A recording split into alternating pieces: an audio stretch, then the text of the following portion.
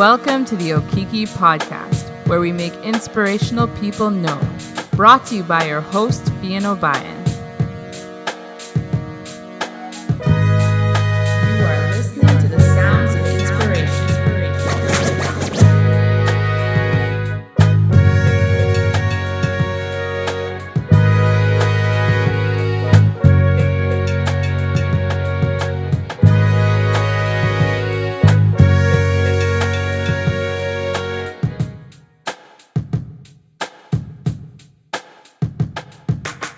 You are listening to episode 72. And I also would like to introduce today the Okiki Video Bootcamp. Yes, I will be launching a course, which I will have a wait list in the show notes. And I will be launching some group coaching as well. I know there has been a lot of requests lately of people wanting to learn how can they create content for their own brands. And so I'm looking forward to bringing you along on the journey with that. If that's something that you've wanted to gain skills and techniques on, this will be for you. You'll learn systems on how to create content effectively and efficiently and have more time for yourself in the process while reaching your clients. Again, you can find the information for the Okiki Video Bootcamp in the show notes below. On today's episode, I get to speak to an amazing guest. Her name is Jumi Aluko. And why is she so amazing? Well, I felt like I basically met my twin in Los Angeles in a way. To give some background, she is Nigerian, but she's also a marketing communication strategist. And I can say for a fact, I don't know very many people like me in this field. And we both happen to have contracts with a organization that gives free mental health resources. And so it was really cool to know that she was joining the team and that we had so much similarities. And I thought, I have to reach out to this person. But not only that, she's incredibly accomplished in her space.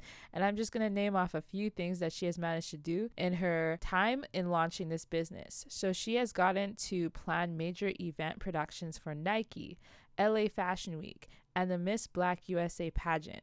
She deals with brand management for growing in small businesses, arts, and entertainment, and she even helps in the healthcare spaces. But another thing she does is event planning and cultural weddings. So if you have a multicultural wedding, she understands it and she's your go-to, and she really crafts these beautiful weddings for people to experience as well. So to hear more about her story, be sure to tune into the podcast. By the way, if you are enjoying the Okiki podcast, be sure to leave me a rating on Apple Podcasts and Spotify, and leave me a review and let me know, how are you enjoying this show? Has it impacted your life in any way? And what's your favorite episode? Let me know. And on with today's episode.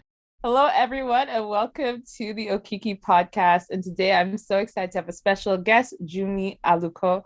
And she is actually someone that I get to work with through the same company. We kind of focus on different things, but at the same time, we both have our own businesses. So I'm really excited to have her on the show today and learn more about her and her journey. So Jumi, thank you so much for being on the show.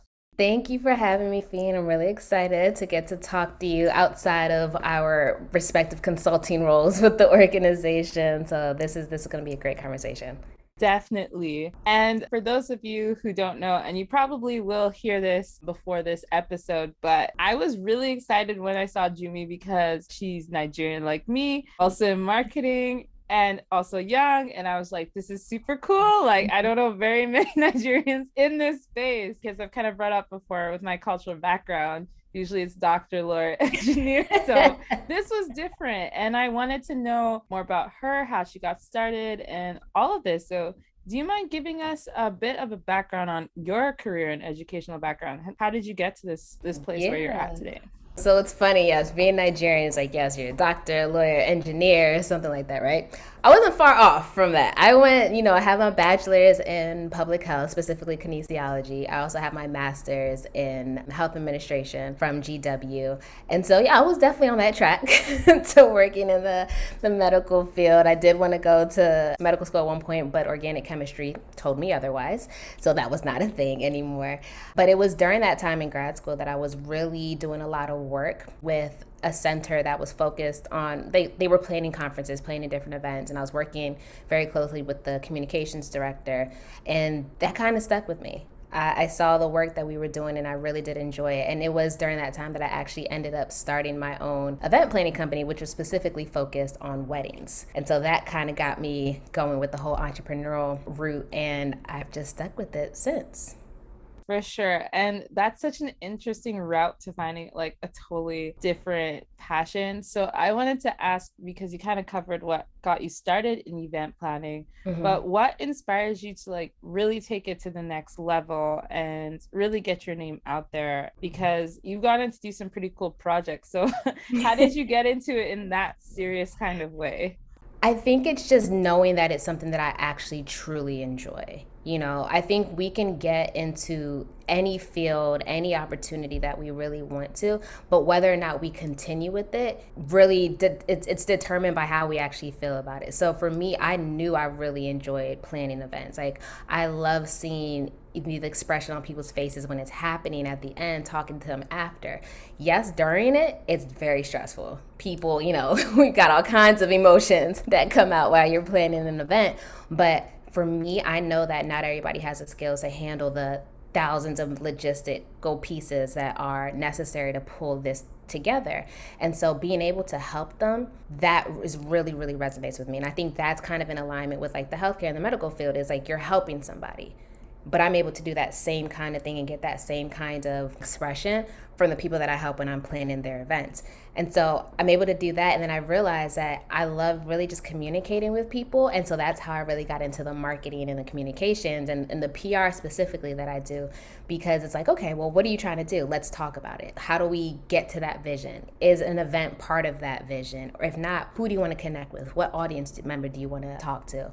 So that's how I like brought it all full circle. And I just really, really enjoy it. Like, I don't think I would be doing anything else. Yeah, I just really, really enjoy what I'm doing. That's really cool. And so I wanted to ask you, in knowing that this was what you wanted to do and going for it, what was your biggest obstacle then in launching this company, and how did you overcome it? Definitely fear. Definitely fear. I had no idea what it meant to be an entrepreneur. Like, I've seen it kind of sort of on TV, you read about it, you hear about it, but it wasn't like that was a traditional path that was talked about in school, wasn't really talked about family wise. And so it was one of those things that I was just like, I think I want to do this, but I'm not actually sure. I mean, for the longest time I was doing it, but I was still kind of on Indeed and Idealist and Craigslist being like, all right, let me find a full-time job because I don't really know what I'm doing. And so I think that was honestly one of the biggest things that was scary for me, is just completely the fear of the unknown. When you're starting your own business, there's no roadmap for it because everybody's experience is different. Like, I was going to webinars, going to networking events, and I was hearing people's stories. But when it came down to it, I was just like, oh, none of these people actually have similar experiences as me. They were either, still working full time, so they were using their full time money to supplement their side hustle, or they were getting money from their spouses, or their parents or their families were giving them a certain amount of money to start the company.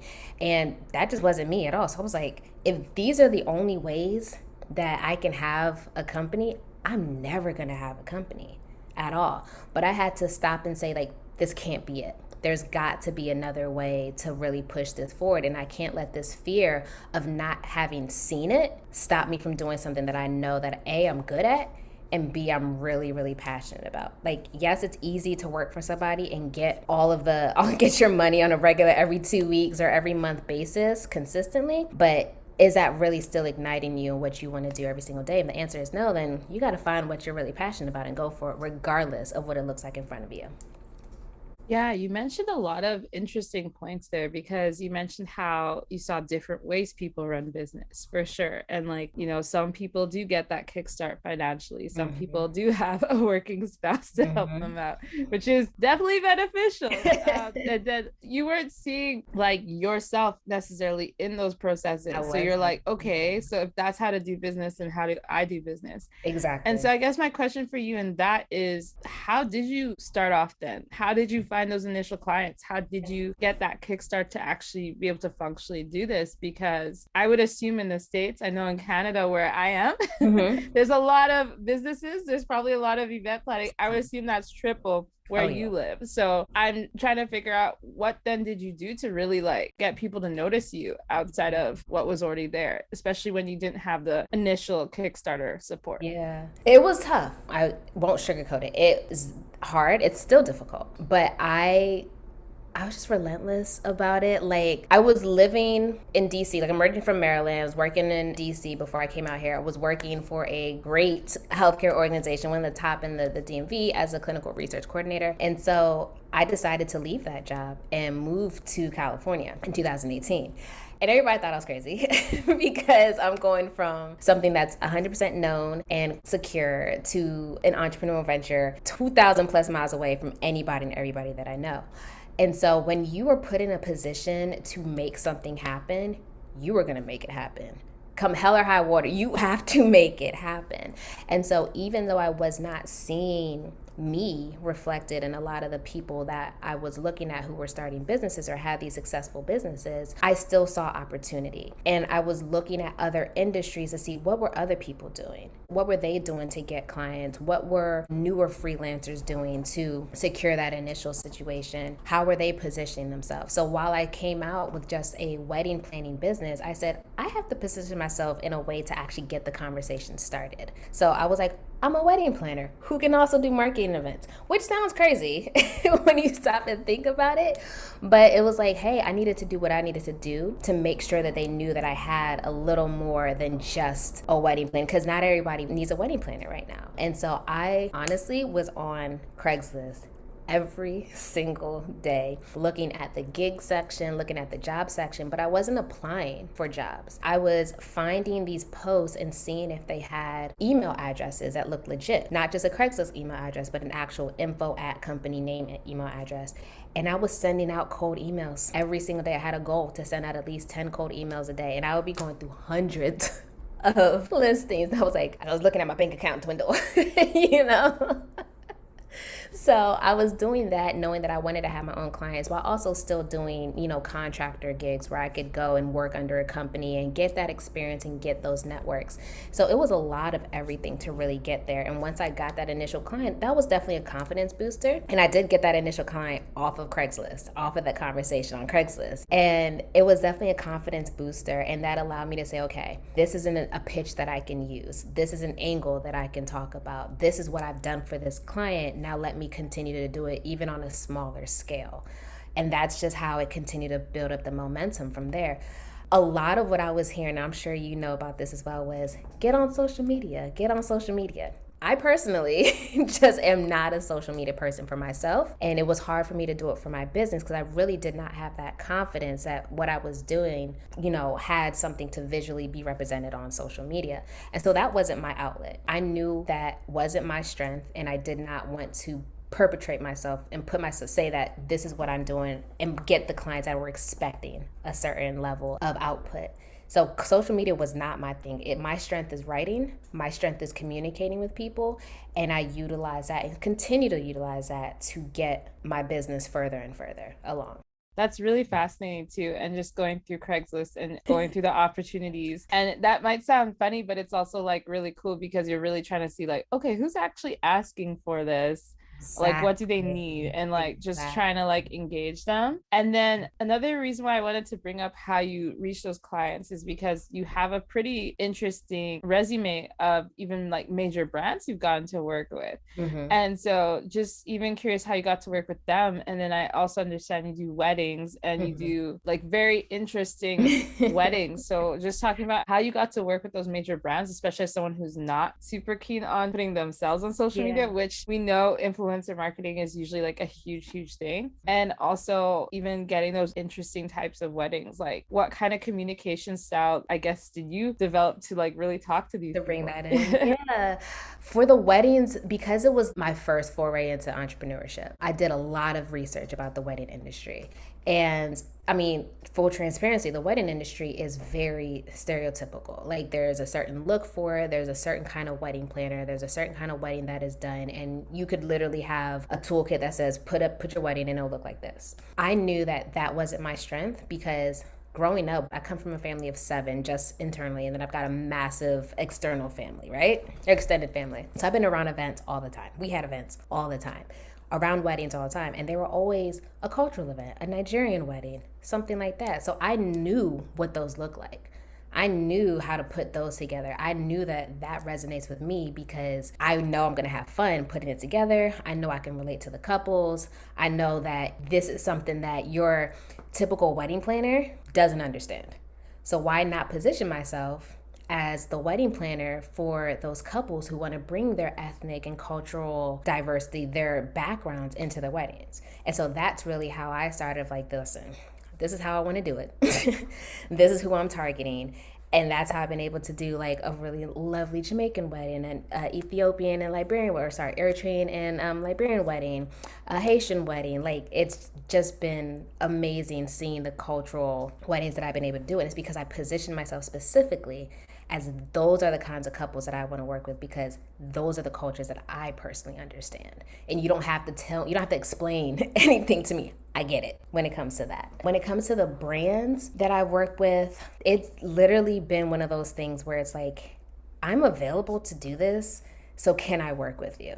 I have no problem saying that I want to do this. You know, I've always been taught, one thing my father's always taught me is if you want something, ask for it. And I was like, okay, that's easy enough. Like if I would go to him asking for $20, he'd say no. Like, at least I asked. Maybe next time I'll get it, but at least I asked, you know? And so with the brands that I've worked with, one of them, it was a thing of like, I had applied for that one of their jobs when I first got to LA, and then I ended up like taking another position, but I maintained communications with them just because they were good people. I knew they were in the event industry, and it was something that I really wanted to make sure that I have a network of vendors that I could work from. So I would always just keep in touch with them. And when the opportunity came for me to work on a major project with a major brand, they reached out to me. And so that allowed our businesses to collaborate on that. Another opportunity was I saw an opportunity that I had never done before, which was Fashion Week, totally out of my scope of working. And I was like, hey, I'm available for this. Like, is this opportunity still available? Went through the process of working with them, or, you know, talking to them about the role. And we've been, you know, I'm going into the 3rd season working with them now on the shows. And, you know, it's at that level of there's trust with the whole organization and with the partners and everything like that. So it's really just about, if you want something and you don't think that you have the expertise, don't tell yourself that. Just go for it. And you never know what's going to come out of it. And maintain connections and like genuine communication with people that you really truly connect with, because you never know where that's going to take you. I actually love that. I think that's so cool, because when I read Jumi's bio on this and like what kind of projects and the company she's gone to work with, I'm just like, whoa, that's insane. And I think like I can kind of see myself as like a micro version of you, in the sense in my city there was a fashion festival, and I do remember that I had to ask the organizers directly how I could volunteer, how I could get involved, because there was nothing on their site for it. And there usually I remember isn't. seeing them at an event, and I just went up to them, and that's like not something I think I do more now, but at the time it was. I just really wanted to work there so badly. And like and you totally see a right. lot of people that are always in these positions that are just like, we're human, just ask. Like, you can tell us how much you value it, you appreciate it, you're excited about it, but don't leave the conversation at that. Ask for something. Don't be afraid to ask for something. As nerve-wracking as it is, yes, nobody likes to get a no, nobody likes to get rejected, but don't not ask for it because of that fear. You know, you get 100% of the stuff that you don't ask for, that you don't apply for. My sister tells me this all the time. And I tell her the same thing. As we're both like, should we do it? And I'm like, well, you don't get what you don't apply for. So yes, go for it. You never know. And you never know how it works. I love it. You guys are like motivators. Oh yeah, we hold each other accountable all day, every day. Everything. So good. And then with the cultural one, of course, Yeah. I can relate to that too. I think that's so special. And one of the things that really stuck out to me, even with it, is that I think you said you had some like really cool types of weddings you've described. And they seem to be a lot of travel ones too. So, another side note with Jumi is like every time with my colleagues, they're always like, she's somewhere else. And I always find it so fascinating. And I'm like, so you're also getting to do these like it sounds like destination weddings as well. Well, It's like it's very destination events in general. Like, so being in ah California now, I'm traveling to the East Coast a lot. Or like I've gone to Mexico, I've gone to the Dominican Republic. So like I have these locations that I will go to for whether it's a social event or a venue sourcing trip to see what's out there. And I oftentimes make, like, if I'm going on a vacation, I also kind of make it a work trip so I can see what's out there. So, like, I went to Belize and I was like, oh, this venue would be very lovely for a wedding or a conference kind of thing. And then when a client comes to me, if they're asking about different venues, I can say, hey, there's one in this country. How about that? So, I do get to do a lot of travel, especially now that travel restrictions have eased a lot. It is really exciting to see the locations that people want to have their events. I love that. And I find it interesting too because I'm just tracking your story of how you said you started in like around DC, which I know to be a very busy place. I have a family member who's doing architecture out there and there's a lot going There's a on. So I lot. just There's a thought, lot in oh, the that's such an DMV. interesting Yeah. choice to choose. And then to go from there to California, but it sounds like it matches some of these things that you're trying to do and travel. And I was just curious about how that all tied in together. The opportunities in the DMV are very different from the opportunities in California. Like I've done the policy events, I've done a lot of the political ones, of typical ones, and I was looking to do a lot more artistic and creative things, live productions that I haven't done before. And like LA is the home of the Grammys, the BET Awards, the Emmys, all those things. And one of my major goals was to come out here and experience that. And I've been very fortunate to be able to experience the Emmys, attending it and seeing how everything works, and working the BET Awards and seeing the behind the scenes with that. And the Grammys is next for me, but I have been able to go to like these Grammy events and see who the production teams are and see how they bring external vendors together to pull the shows together. So it's being here is allowing me to be in the mix with regards to that, and the energy and the opportunities is just what I wasn't getting back home, which I'm still grateful for the foundation that I had back home, but what was next was getting to that next level with the opportunities. Definitely. And speaking of opportunities, what was one of the most surprising and I guess growing opportunities you felt you've had as a business owner so far? Well, COVID. Can't get through this conversation without mentioning that, and events. That thing definitely completely upended business. And it was difficult. It was definitely difficult because right when it hit, I felt like I was getting into a momentum of, having a foundation here in California, having worked a few major events between here and the East Coast, and knowing where I wanted to get to. And then COVID hits and you're just like, okay, this is March. By May, we'll be back on it. Summer events will be cool. Not so much. So that made me realize that I still have this skill with events and I'm never going to lose that. I'm never going to lose the desire, because in my head, I always knew COVID was not going to upend our lives forever. Yes, it's been a few years or 2 years, 3 years now, but it's not a forever thing.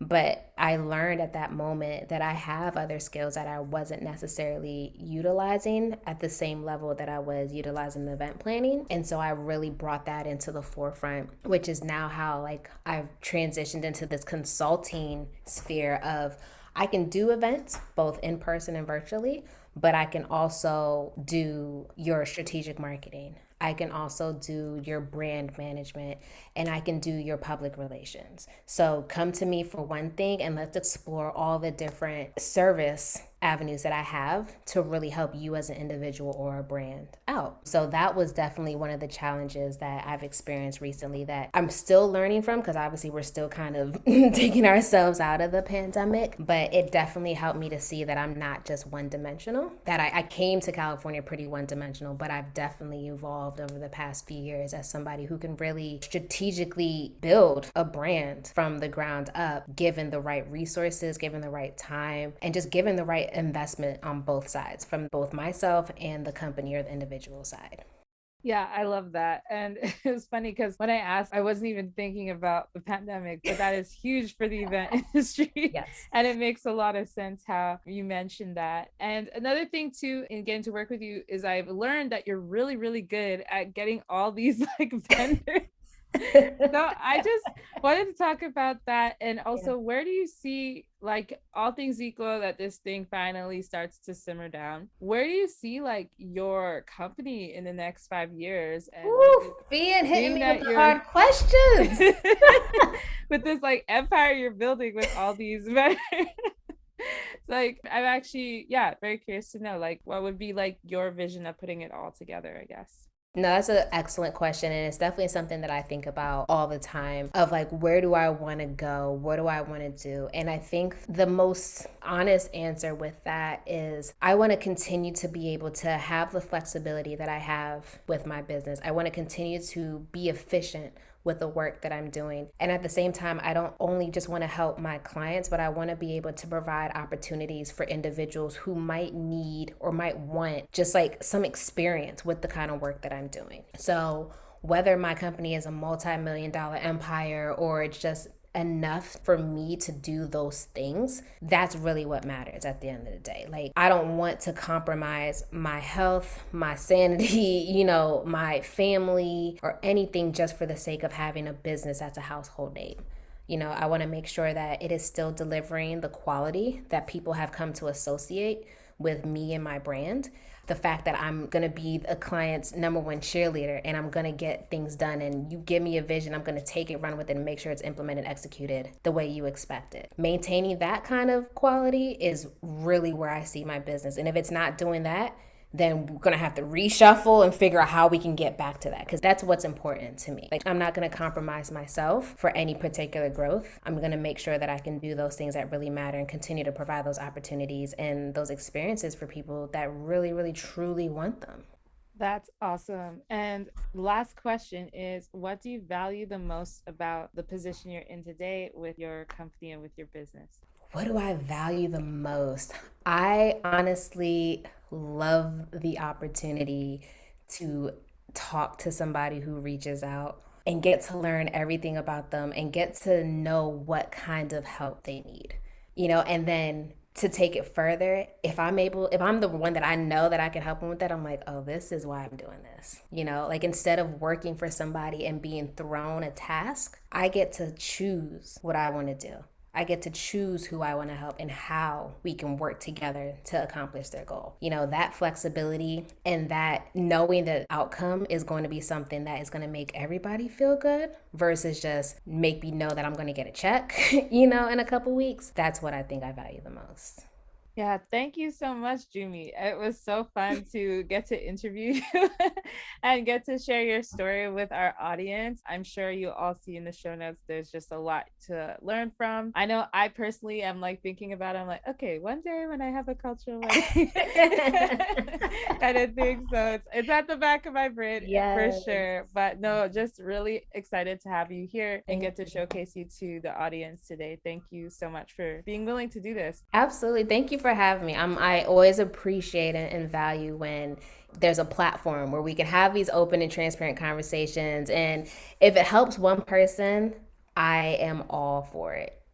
Like, we don't know who's listening and what they needed or how they needed it, or if they needed to see somebody like me having a conversation with you, whatever the case is. Like, I'm thank you for the opportunity to really speak about my story. I appreciate it.